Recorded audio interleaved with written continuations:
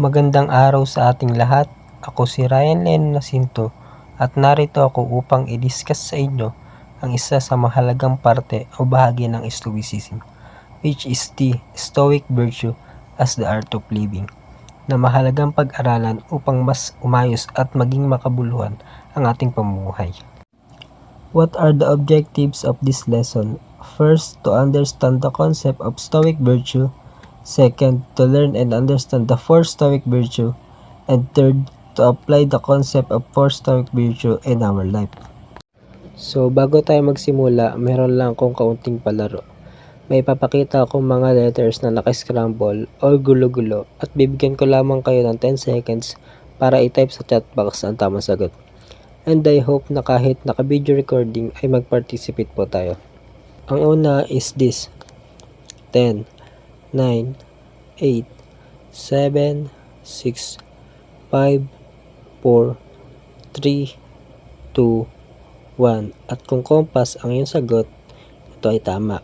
Pangalawa is 10, 9, 8, 7, 6, 5, 4, 3, 2, 1. At kung ang sagot mo ay wisdom, ito ay tama. Pangatlo, 10, 9, 8, 7, 6, 5, 4, 3, 2, 1. At kung sagot mo ay courage, ito ay tama. Next, 10, 9, 8, 7, 6, 5, 4, 3, 2, 1. At kung sagot mo ay justice, ito ay tama. And last, 10, 9, 8, 7, 6, 5, 4, 3, 2, 1. At kung sagot mo ay temperance, ito ay tama. And that's all. So mamaya malalaman natin kung para saan ito at kung ano nga ba ang kahulugan nito. So what is virtue? Virtue comes from the Latin word virtus, which means moral excellence. Virtue can be understood as a way of living harmoniously with our own self, with other people, and with external events used in this world. We can also say na ang virtue ay nagsisilbing compass, dahil ang virtue ay naalign tayo upang mamuhay ng maayos. Sinasabi nito na dapat unahin natin ang pamumuhay ng makabuluhan, and dapat ang success, wealth, reputation is just secondary or pangalawa lamang sa mga iniisip natin. Ini-ensure nito na ang Stoic principle is not just strategy for self-improvement, but also it is a guide para mas maging mabuti tayong tao. The modern Stoics often refer to the four cardinal virtues recognized by Plato and Christianity. Sa lesson na ito, mas papalalimin pa natin ang ating kaalaman at pagkakaintindi kung ano nga ba ang four Stoic virtue, which is wisdom, courage, justice, and temperance. Wisdom means knowing what is good, bad, and indifferent, and applying reason to make sound decisions. Courage, the strength to act rightly in the face of fear, pain, or adversity. And justice, treating others with fairness, integrity, and respect, recognizing our role within the broader human community. And temperance, practicing self-control, moderation, and balance in all areas of life. We should know that these aren't abstract ideals. Ito ay practical and actionable na maaring humubog sa ating pag-iisip, pagkilos, at pamumuhay. We can say that this four Stoic virtue is the foundation of Stoicism. Hindi lang ito basta teorya, ito ay dapat nating ginagawa. So what do you think is the reason that causes us to behave in ways that we might not like? So bakit nga ba natin ginagawa ang mga bagay kahit alam naman natin na baka hindi maganda ang magiging resulta? So this is all because of our passion, desire, at strong emotions, kaya natin ito nagagawa. So para maging mabuti at maayos ang buhay natin, we must do everything we can to reflect virtue in everything we do. We need to learn to free ourselves from the power that external things might have over how we behave. And kailangan natin gamitin ang reason bago tayo gumawa ng mga bagay-bagay. Atin nang talakayin ang four Stoic virtues. From the founder ng Stoicism mula kay Zeno to Marcus Aurelius ay ginamit ang 4 the virtues na ito as a guide for their actions para mapunta sila sa tamang direction kapag nakakaranas sila ng mga hardship or in times of confusion. Sinasabi din ng iba na this is the path to happiness, and kapag namuhay ka ng virtuous life na naka-align sa nature, you'll naturally become happier and flourish. Ang una ay the virtue of wisdom. It is about understanding the world around us, seeing it for what it is, and putting aside our own judgments, biases, preconceptions, and prejudices in order to see things as they really are. Help us divide life into 3 categories, which is good, bad, and indifferent. Good is paggawa ng kabutihan or acting with virtue. Bad is paggawa ng masama or kasamaan or not acting with virtue. And indifferent is yung mga bagay na pwede nating magamit sa mabuti o masama, katulad ng money, possession, or fame. Wisdom is about making decisions based on reason and our knowledge. It involves recognizing the difference between sa kaya nating kontrolin at sa hindi nating kaya kontrolin. Pag-focus sa mga bagay na kaya nating gawin at pagtanggap natin sa mga bagay na hindi natin kayang gawin. Kagaya nga ng sabi ni Epictetus, the chief task in life is simply this, to identify and separate matters so that I can say clearly to myself which are externals not under my control and which have to do with the choices I actually control. Where then do I look for good and evil? Not so uncontrollable externals, but within myself to the choices that are my own. Sa madaling salita, kailangan mag-focus ka lang sa kaya mong gawin at sa mga bagay na kaya mong kontrolin. Huwag mong isipin or huwag mong intindihin ang mga bagay na hindi mo kontrolado kasi mahirapan ka lang. And also, practical wisdom is about learning from our experiences and the experience of others, reflecting on our actions and using our understandings to find the best way to navigate everyday life. Example, sa traffic, ito ay halimbawa ng hindi natin kontrolado. Ito yung senaryo. Malilate ka na sa pagpasok kasi ang traffic sa highway na dinaanan mo. Ang una nating ginagawa, syempre mainis o magreklamo kasi sobrang traffic at malilate ka na. Kinabukasan, malilate ka uli kasi traffic na naman sa highway na dinaanan mo. Kaya nainis ka uli. Tapos, ganun pa rin ang ginawa mo sa sumunod na araw. So basically, hindi mo ginamit yung wisdom mo para gawin yung tama. Alam mo ng traffic, so dapat, inagahan mo na ng gising para hindi ka na malate. Ang traffic, hindi natin kontrolado yan. Pero ang sarili natin, kontrolado natin. So kailangan kontrolin natin ang sarili natin at dapat magkaroon tayo ng wisdom sa mga bagay-bagay para malaman natin kung tama ba o mali ang ginagawa or pinagdesisyonan natin. Ang pangalawa ay the virtue of courage. Courage is the opposite of cowardice. Courage is not the elimination of fear, desire, or anxiety. It is acting in the right way despite our fears, desires, and anxieties. Ito tandaan natin na ang courage is not just about physical bravery. It is also about mental and emotional resilience. Ito ay ang abilidad natin para harapin ang difficult situations or mga problemang kinakarap natin na hindi napapangunahan ng takot o kaba. Courage is about standing up for what is right kahit may takot tayong nararamdaman. At ito ay pananatiling tapat sa ating mga prinsipyo kahit merong hindi naniniwala.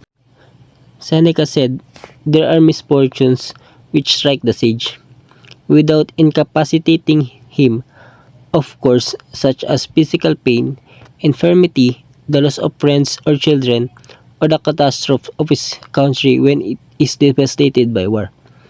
I grant that he is sensitive to these things, for we do not impute to him the hardness of rock or of iron. There is no virtue in putting up with that which one does not feel." Sinasabi niya dito na ang taong hindi nakakaramdam ng takot ay hindi ito kayang malampasan at hindi ito nagpapakita ng katapangan. Because courage is the act para malagpasan natin ang nararamdaman nating takot na nagkukos ng pagiging duwag natin. Ito ay paggawa na natin ng tama kahit natatakot tayong gawin ito. Example, kapag nag-open tayo sa friend or sa kahit kanino kilala natin. Sa una syempre, natatakot tayong ma-judge or mahusgahan kapag nag-open tayo sa kanila. Kaya it takes a lot of courage kapag nag-open tayo ng nararamdaman natin. Pero hinarap mo yung takot mo para makapag-open ka. And by that, nagamit mo yung courage mo para malagpasan mo yung kinakatakutan mo na baka ma-judge ka nila. Ang pangatlo ay the virtue of justice. Justice is broader than the way we define it in our language and legal systems today. For the Stoics, justice is our duty to our fellow man and to our society.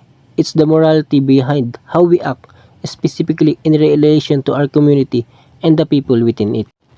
Marcus Aurelius said, "And the commitment to justice in your own acts, which means thought and action resulting in the common good, what you were born to do."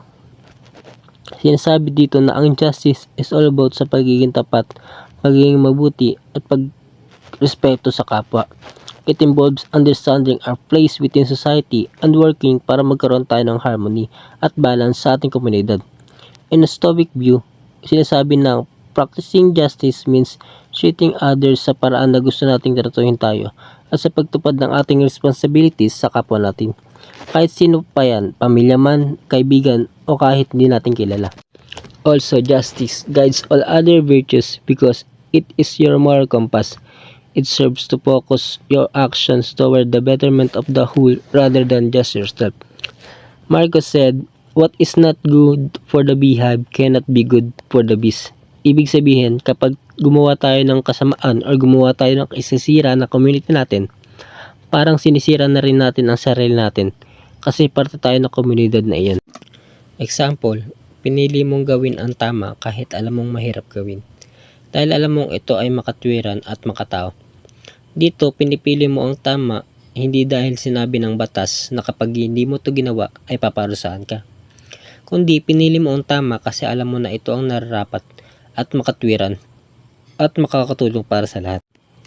At ang pang-apat at ang panghuli ay the virtue of temperance. Seneca said, "Pleasures, when they go beyond a certain limit, are but punishments." It means that excessive pleasures can lead to negative consequences and sufferings, effectively turning what was enjoyable into a punishment. So in short, lahat ng sobra, masama. So I think agree naman tayo dito. Temperance can also be called moderation or good discipline. It relates to self-restraint, self-discipline, and self-control. It is our ability to choose long-term well-being over short-term satisfaction. Moderation is about finding balance and harmony in our lives, avoiding excess, and seeking contentment in simplicity. Stoics believe that we should strive for self-control and manage our desires and emotion to maintain a sense of inner peace. Sa tulong ng pag-practice ng moderation, maiwasan natin ang sarili natin na magpadala sa ating desires at mas nakaka-focus tayo sa pagpapalakas o paglinang ng inner virtues natin.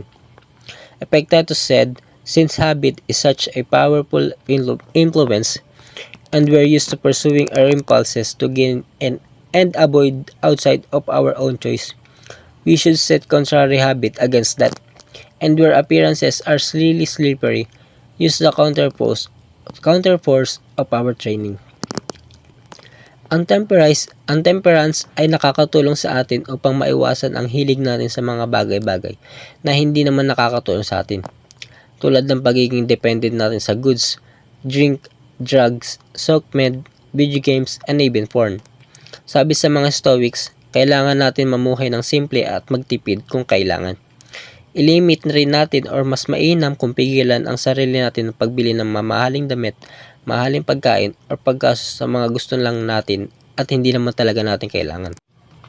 Sabi nga ni Seneca, "Until we have begun to go without them, we fail to realize how unnecessary many things are. We've been using them not because we need them, but because we had them." Sinasabi dito ni Seneca na karamihan sa mga desires and material possession natin ay hindi naman talaga natin kailangan para magkaroon ng isang magandang buhay. Sa ating pagtatapos, may isa lang akong tanong. Why is virtue important? Sa tinalakay natin, sa tingin nyo, bakit nga ba importante ang virtue sa buhay natin? So if you want to answer, just put it in the chat box. But here's mine. Important ito kasi it teaches us that the ultimate goal in life is to achieve eudaimonia. Meaning is having a deep sense of fulfillment and well-being. At tandaan natin na ang path to eudaimonia ay hindi paghahanap sa mga bagay na hindi nakatulong sa atin, but sa pagpapaunlad ng ating panloob na pagkatao at pagsisikap nating mamuhay ng naayon sa kalikasan at katwiran. Kapag naintindihan natin to, mas lalo nating maintindihan ang importance ng virtue at ang kahalagahan sa pagbuo ng 4 na virtues above ng ating thoughts and actions. Tulad nga ng sinabi ni Epictetus, we only really control our thoughts and actions. At kapag nakokontrol natin ito, they are our responsibility. At kapag responsibility natin ito, then it is up to us to make sure they are good. And last, from Marcus Aurelius, if at some point in your life, you should come across anything better than justice, prudence, self-control, courage, than a mind satisfied that it has succeeded in enabling you to act rationally, and satisfied to accept what's beyond its control. If you find anything better than that, embrace it without reservation. It must be an extraordinary thing indeed, and enjoy it to the full. But if nothing presents itself that's superior to the spirit that lives within, the one that has subordinate individual's desire to itself, that discriminates among impressions, that has broken free of physical temptation, and subordinate itself to the gods, and look out for the human being's welfare. If you find that there's nothing more important or valuable than that, then don't make room for anything but it. Thank you for listening, and I hope mayroon kayong bagong natutunan mula sa lesson na ito.